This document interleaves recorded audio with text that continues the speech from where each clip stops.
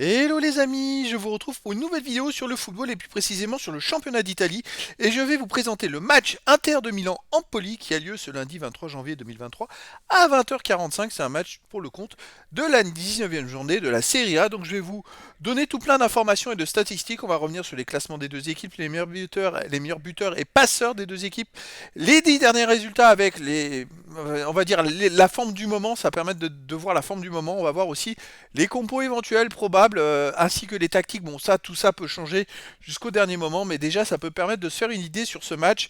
Donc c'est parti. Alors, tout d'abord, l'Inter de Milan est troisième de Serie A, avec 37 points en 18 matchs, 12 victoires, seulement un nul, 5 défaites, 38 buts pour, 24 contre, plus 14 de goal average. C'est vrai qu'ils ont fait 5 défaites, mais comme ils font très peu de matchs nuls, ils ont beaucoup de points. Donc c'est comme ça qu'ils sont troisième. Empoli est 12e avec 22 points en 18 matchs, 5 victoires, 7 nuls, 6 défaites. 16 buts pour, 22 contre, moins 6 de goal average.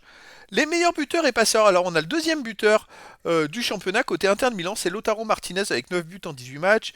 Côté Empoli, bon, c'est plus compliqué, c'est le 31e buteur, le meilleur buteur et le 31e buteur du championnat, Tommaso Baldanzi, 3 buts en 9 matchs. Bon, il a joué la moitié des matchs par contre. Côté passeur décisif, on a le 6e passeur pour l'Inter de Milan, Nicolo Barella, 5 passes en 18 matchs, et côté Empoli, c'est assez catastrophique. Il n'y a pas un joueur qui a fait au moins 2 passes décisives, donc j'en ai pris un à une passe, c'est Nicolo Cambiaggi qui a fait une passe en 12 matchs. Mais c'est vrai que Empoli n'a marqué que 16 buts, et donc forcément, voilà, les statistiques sont pas présentes. Les 10 derniers résultats, alors pour l'Inter de Milan, c'est 7 victoires, 1 nul, 2 défaites, 21 buts pour, 10 contre, plus 11 de goal average. C'est vraiment costaud, quand même, gagner 7 des 10 derniers matchs, ça tourne pas mal. Là, il reste sur 3 victoires de suite. Bon, il y avait surtout la finale contre le Milan AC dans le derby, en Cup, en Super Coupe. Sinon, voilà, ils sont invaincus depuis, parce que les deux défaites c'était contre le Bayern et contre la Juve, hein, donc c'était pas contre n'importe qui. Sinon, depuis, ben, ils sont invaincus. Ils ont même battu Naples à la 16e journée le 4 janvier dernier, 1-0. Donc, ils tournent plutôt pas mal. L'Inter de Milan, c'est costaud, hein, ça tourne bien. Côté Empoli, sur les 10 derniers matchs, c'est 4 victoires, 3 nuls, 3 défaites, 9 buts pour, 10, 12 contre, moins 3 de goal average. Voilà, c'est pas terrible, mais sauf que sur les 4 derniers matchs, sur les 4 dernières journées depuis le 11 novembre, dont les 3 reprises, ils ont fait 2 victoires et 2 matchs nuls, donc ils n'ont pas perdu.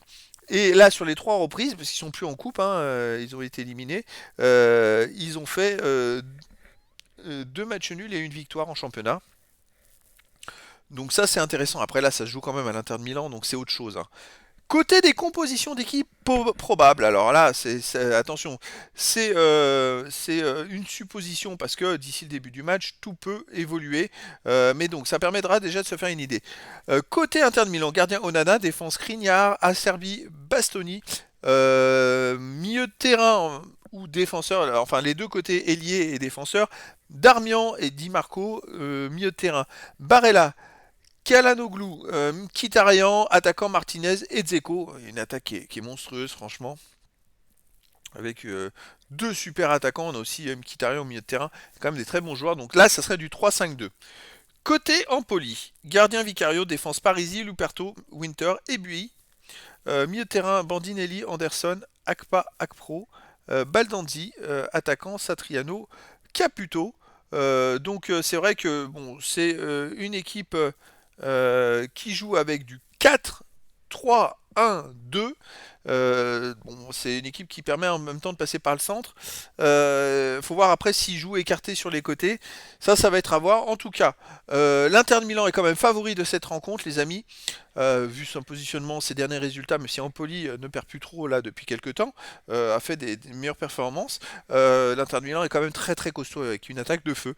Donc voilà les amis, je vous donne rendez-vous donc ce lundi 23 janvier 2023 à 20h45 pour le match de la 19e journée du championnat d'Italie de Serie A, donc Inter de Milan, le troisième du championnat qui reçoit Empoli, le 12e. Voilà les amis, je vous dis à très bientôt pour une nouvelle vidéo.